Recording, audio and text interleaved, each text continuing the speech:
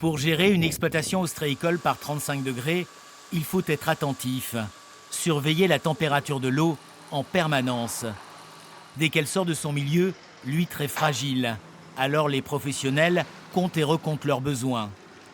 On amène des quantités les plus minimes possibles. On va faire vraiment avec le strict minimum en quantité pour avoir le moins de pertes possible.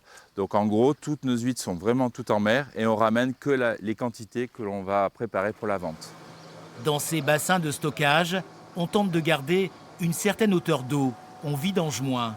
En phase de purification, un système de rafraîchissement, sorte de climatisation, permet en théorie de ne pas dépasser les 20-21 degrés. Ce n'est pas toujours gagné.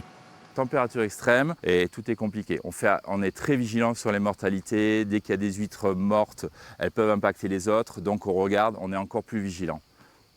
Et malheureusement, on n'est pas habitué à ces chaleurs-là. Des chaleurs qui accélèrent cette année la reproduction. Une température de l'eau élevée favorise la dispersion de la laitance, source de pollution dans les viviers. Une fois que l'huître frais, si on ne nettoie pas ces gamètes-là, il y a une espèce de pollution entre eux et c'est ça qui fait crever l'huître. La bataille est donc rude pour maintenir l'eau à une température raisonnable. D'autant que la saison touristique commence, la haute saison pour la consommation dans les cabanes.